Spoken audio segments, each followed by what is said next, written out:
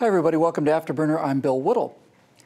Well, I've been looking forward to the movie Tomorrowland since I first saw the trailer many months ago. You know, I was a young boy at the 1964 World's Fair and it rewired my brain.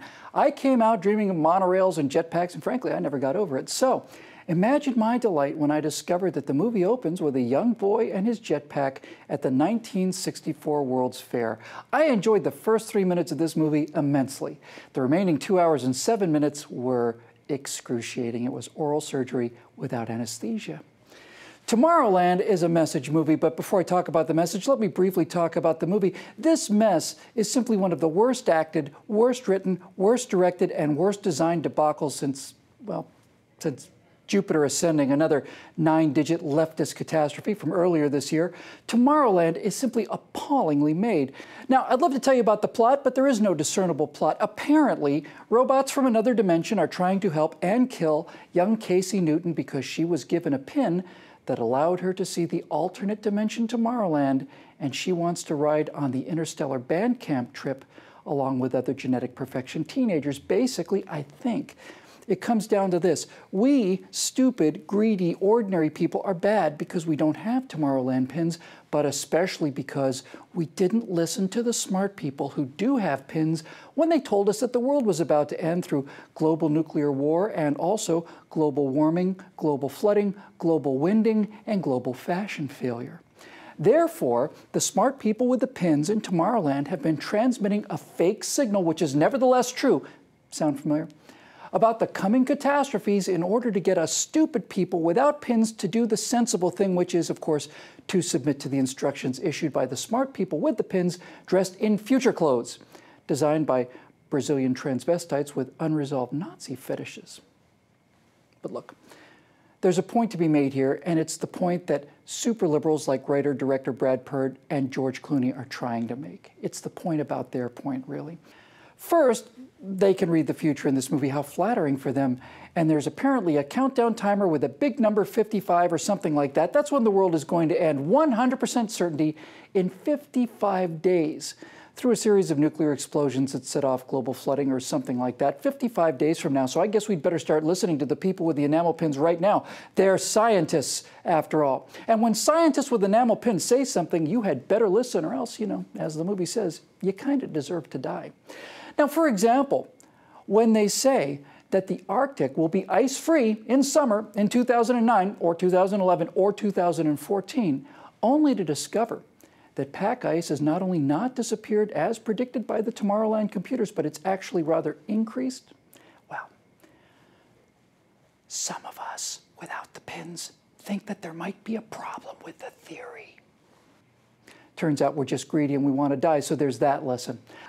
But of all of the lessons learned from the subconscious projections on the part of Uberlibs Brad Bird and George Clooney, it must be the contrast between the gleaming magnificence of the actual city and the dead-eyed, robotic inhabitants of it. Everyone living in Tomorrowland has that same exotic, dead-eyed, utterly useless look of a runway model in Milan or those heroin chic self-haters in a fragrance ad for Vogue or GQ, you know, vain, vacant, unsmiling, lifeless diversity mannequins.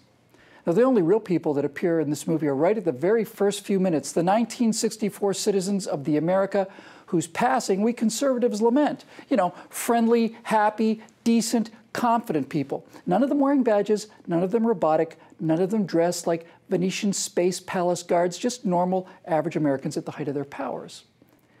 Now, somewhere in this mess, we're supposed to feel sorry for the broken windows and mildewed paint of that gleaming city fallen into ruin. Well, I actually did, you know. The actual city was the only character in the movie that I actually liked. So what killed it? What killed the actual Tomorrowland of Walt Disney and of the future of the 1964 World's Fair? Progressives killed it, that's who. The gleaming promise of tomorrow is not built on wind power or recycling or soul and brain-dead fashion model citizens with shiny little enamel genius pins. The promise of the future was based on confidence, the confidence of a people who at that time were uniquely free of all politics. Tomorrowland was not a government vision. It was a product of a single man named Walter with a vision and the corporation that brought that vision to life. The World's Fair that inspired both me and Brad Bird was a collection of pavilions sponsored by General Motors, IBM, Bell, Westinghouse, and Ford, to name a few.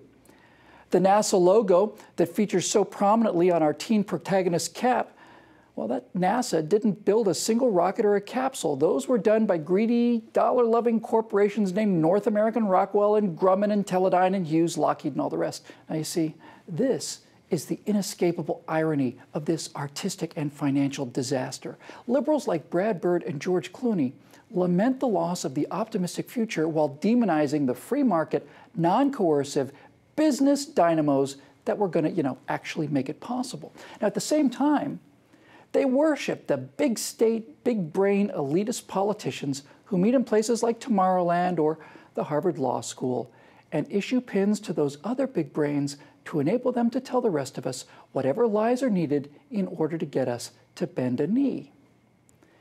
Gleaming Tomorrowland fell into ruin for the same reason that gleaming Detroit, home of so many of the sponsors of that 1964 World's Fair, fell into ruin.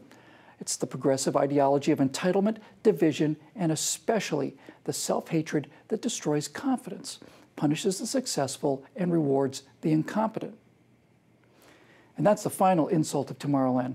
It's uttered at the very end, not in the puerile monologue telegraphed from Brad Bird's keyboard to Hugh Laurie's lips, but rather in the supposedly upbeat ending. In it, George Clooney issues instructions to his army of dead-eyed, cafayed, overmoosed, neurotic-looking, heartless children robot recruiters, telling them to take a new set of magic enamel pins and discover an entirely new crop of pin-wearing elitist fascists to repair and renew the world destroyed by the last crop of pin-wearing elitist fascists.